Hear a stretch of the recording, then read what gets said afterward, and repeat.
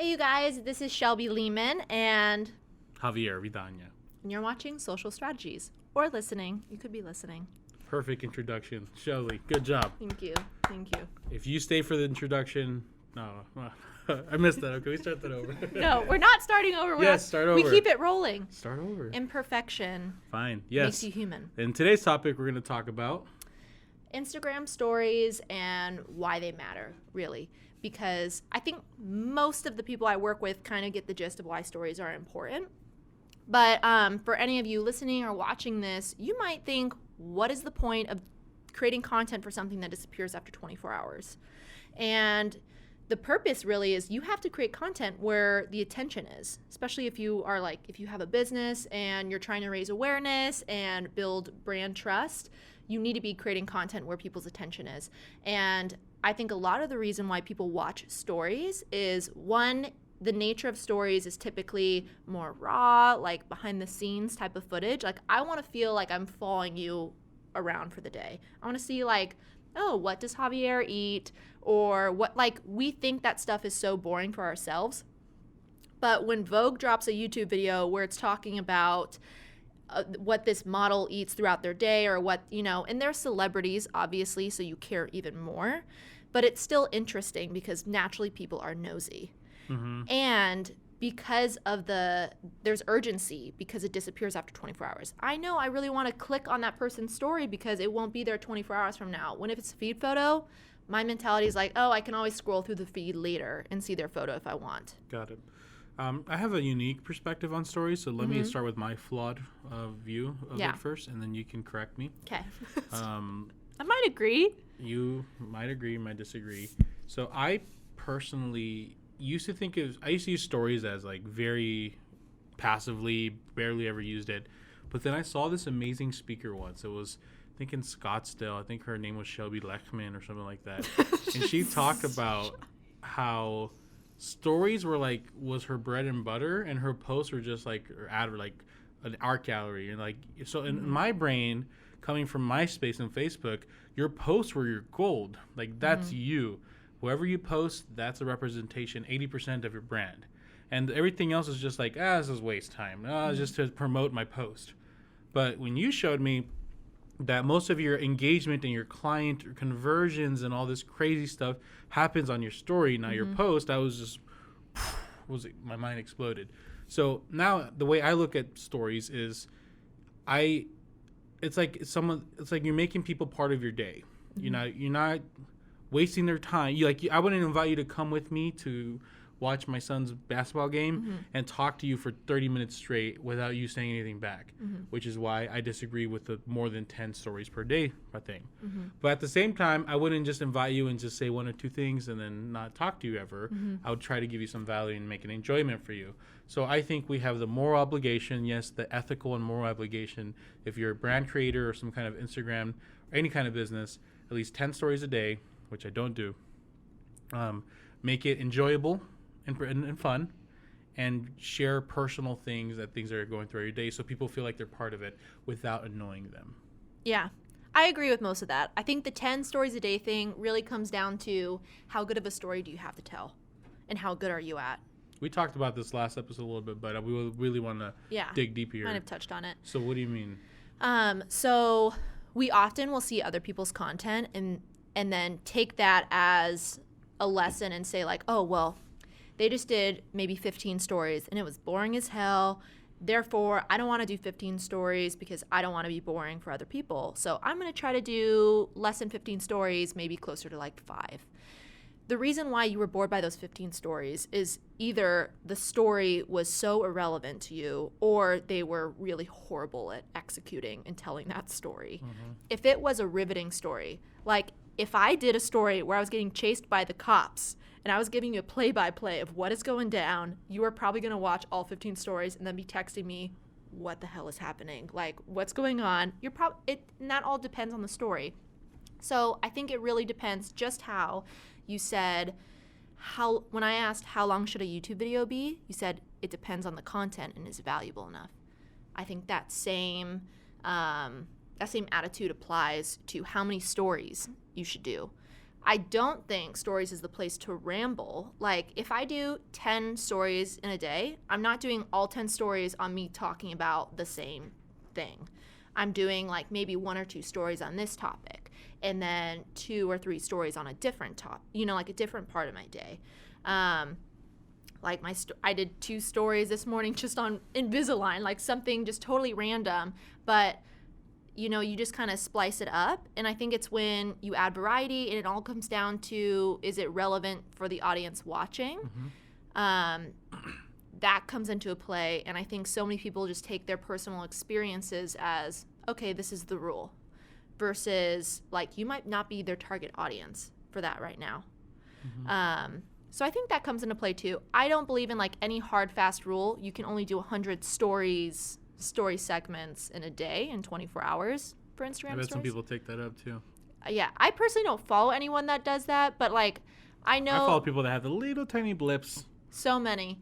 And my attention span is so short, it's really hard for me to watch all that. So what I'll do is I will go to their story, and I'll just kind of click to the right of the screen to tap through until I see a text cue saying that it's like a tip.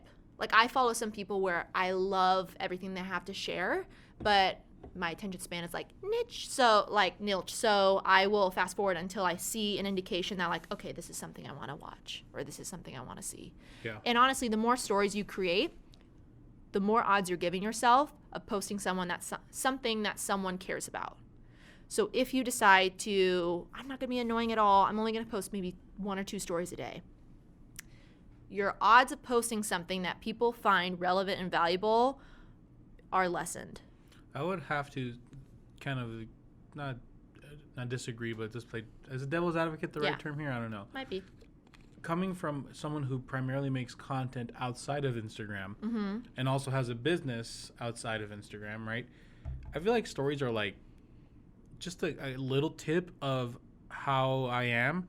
Like, if I have a really interesting story to tell, I'm not, as I burp in the camera, I'm not going to put 10 stories of me talking about the time I flipped a cow over. I want to tell you that in person. So I'd rather make my life interesting, or show you my life so you can want to be my friend, or want to work with me, or want to watch my YouTube channel, or then you will go and hear the story about the time I flipped a cow over. I feel like when you just unload all your good stuff on your stories, like, it disappears and you're gone. How, you're saying flip a cab over? Cow. Okay. I really want to know that story. I don't have that story. But how are we supposed to know that you even have that story? Are you talking about doing a teaser, like, on a story, saying like, you guys, I've got this great story, but I'm only gonna tell it if we meet up in person. Just so you know, so interesting. You just need to meet me. So I would just make consistent and entertaining stories. The way I click through stories a lot, and there's certain people that once you start clicking on their stories a lot, you get reminded of the stories a lot. And it could be someone from high school, from college, someone you barely even talk to, but you become a little bit part of their life. And when they stop posting stories and they post again like a few weeks later, you're like, oh crap, I forgot about them, right? So my thing is stories to stay on top of mine.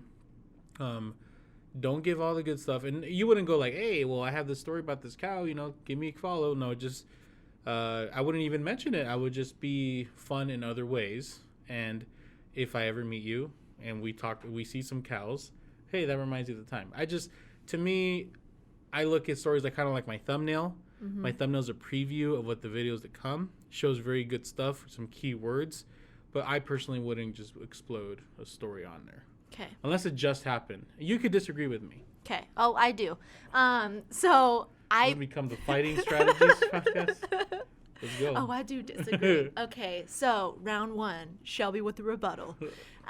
So I really do think that the more you share on Instagram, like, if I were to share a really interesting story, I think it's human nature for us to think, I need to meet this person, because I think our subconscious thinks, what more do they have to share with me if they're giving this in stories, like just this, like, for the public. There are obviously private stories that I'm only going to talk about to like my close people that I trust, but there are stories that like I'm okay sharing because I want them to see that like I want them to see me outside of my typical job role, and it will humanize you. And also, like, if you were to post a story about how you flipped a cow, every single Westerner is gonna chime in your DMs probably and be like, "Oh my gosh, I didn't know you were cool like that," or you know that's true because you get more engagement on. Like the one time I was 11 p.m. and I was like not going to sleep, and I found a channel on YouTube of this old lady in Mexico who cooks. She has her little kid probably recording for her. She's just old timey oven, old timey everything, cooking, teaching you how to cook, and someone who grew up Mexican. I'm still am Mexican and just grew up Mexican. It was really like heartwarming to see. It's like your grandma cooking, and it was. I watched like 10 videos, and I posted. Been wasting my last hour watching these videos. I got so many DMs on that video from people I haven't even talked to ever, and it has nothing to do with it. But I would still say a story has to be real time, not past story. You can't force it. That reminds me of one time where I fell over and I tripped on a cow. Then it's like forcing it, and I think the audience can feel that. Yeah, it has to be real time. Yeah, it's got to be real time or something. Yeah, you've got to either tie it in really well, or it's got to be real time. I agree with that. Totally. Yeah, because if you're like forcing a story on people, then all of a sudden it kind of gives me vibes of that like dude that like always name drops and like, yeah, I remember that time I went to coffee with this person. Like, you know what I'm talking about? Like that person that always just like finds a way to tie something in to try to give themselves like more credibility. Yeah, like I did right now talking about that one time I saw that speaker Shelby Leckman. It was really great. Yeah, everyone thinks you're so much cooler for that story. So can you, in like 5 tips to help people make, not even business people, not even realtors, like any person, 5 tips to make their stories get more views and just be more engaging and just be better. Yeah. So I wouldn't do back-to-back story segments. So number one, numero uno is try not to do back-to-back story segments that have the same look. I'm trying to think of the word for this, but like concept. The same concept. Thank you. So if I were to do a story where I'm talking to the camera, my next story, it might be like a text-based story. So you wouldn't be like, so the one time I just was driving by and I saw a cow flip, and then next story. And anyway, so he kept flipping and he flipped and he flipped, and then the next story. Anyway, so yeah, and like, you don't want that. So that's kind of confusing because it's technically like the same video. Story, you can break but a different story segment. So like I did, for example, the one I did this morning is about Invisalign, same topic, but I did 2 different stories. The first one was a poll. I took a picture of a fountain that's at the dentist office, and I did a poll, who has gotten Invisalign before. The second story segment was me talking about, oh my gosh, didn't know you had to have these like things put on your teeth outside of the trays. So get used to this look for the next like 6 weeks. Yeah, say don't spray it. Yeah. So was that 1 30-second or was that 2 30-second videos? Well, there are 15 seconds. 15 seconds. Yeah. So it was one of them or 2 of them? So 2 different story segments. Okay, but it was one idea. Yeah, one idea. And so the next one that I would do would probably be a text-based or a picture story. Oh, I see what you mean. Or a picture, like a different concept. Like if you're going to do 10 stories throughout the day, don't have them all be the selfie talking video. It just doesn't look as interesting. And don't have them all be text-based.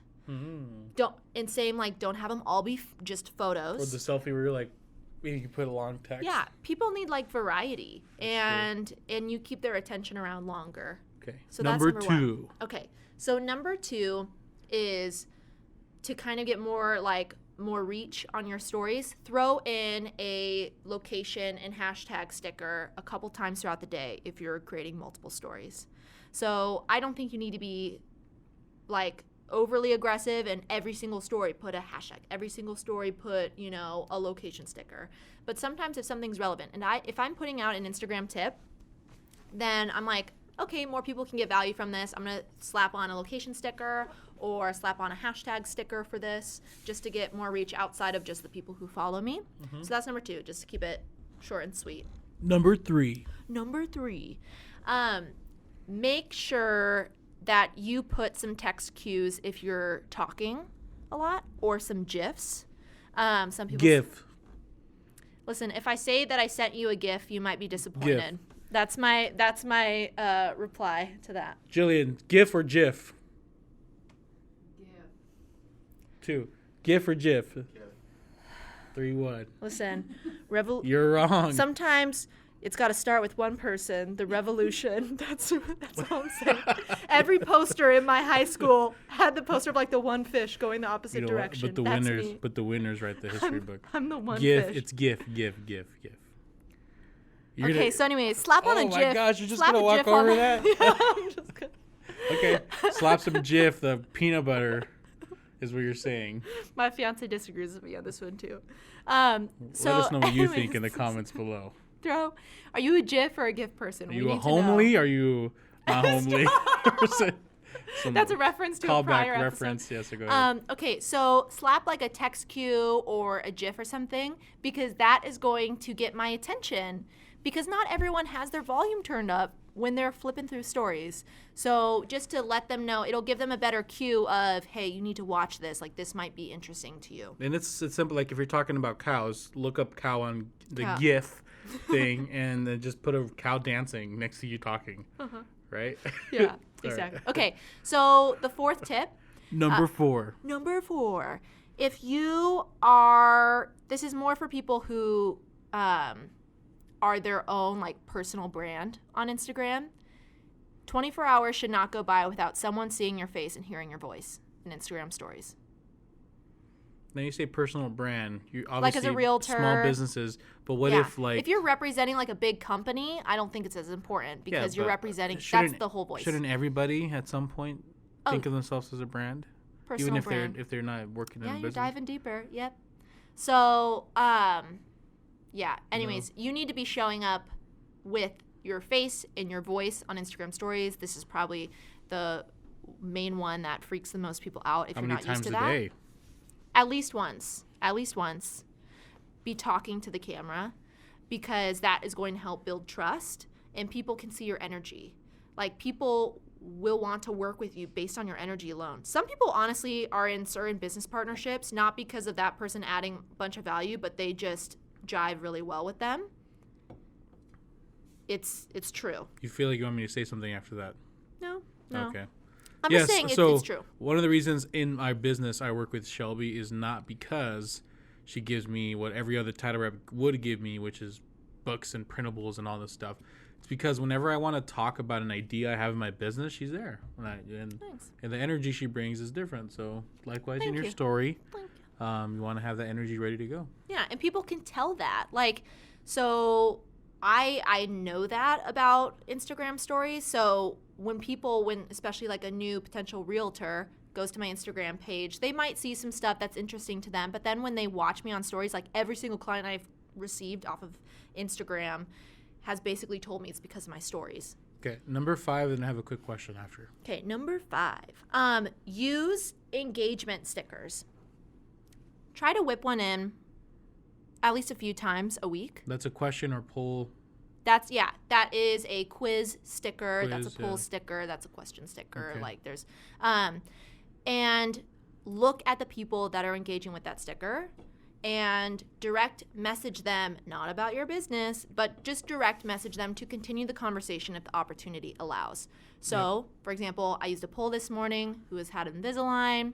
Everyone who voted yes, unless I haven't talked to them already about it, but I DM them and be like, did you know that this, with Invisalign, just to continue the conversation, because people are not used to having people actually care about them voting in polls. Yep. Last year, I did a poll, who wants a Valentine's Day cookie? And I took a picture of these Valentine's Day cookies. Every single realtor who voted yes, I found out where their office was, and I dropped them a cookie off at their office. And they were mind blown that someone actually paid attention. The commitment is real. Paid attention. And you don't always have to go that far, but it leaves a great lasting impression if you start paying attention to who is engaging with your stickers. And then also, if you're in a business that allows you to, take that engagement offline. Like, ask them, are you a coffee or tea person? And then, like, I'm a tea person, but most people are coffee people. If someone found out that I was a tea person through a poll, and then the next time they met with me suggested, let's go to this tea house because I know you love tea. Damn. I'm going to be like, whew, that's awesome. That's awesome. So anyways, that's my 5. Awesome. suggestions for stories. So, you're gonna say, well, actually, it does. Every situation is different. But I'm gonna put you on the feet to the fire here. What's more important, a quality post or a quality story? Are you forcing me to choose right now? Yes, Between you one can and the say other? it doesn't matter. Someone who, let's I'm say gonna it's say already there's a someone. lot more variables. in Let's say terms of the Julian type of already account. has a bunch of posts. She has already a bunch of stories. She has already established. She wants to turn it to the next level. Should she focus on more quality posts or quality stories? And yes, she can do both. But And what's which the is more goal? important? What is the goal in this?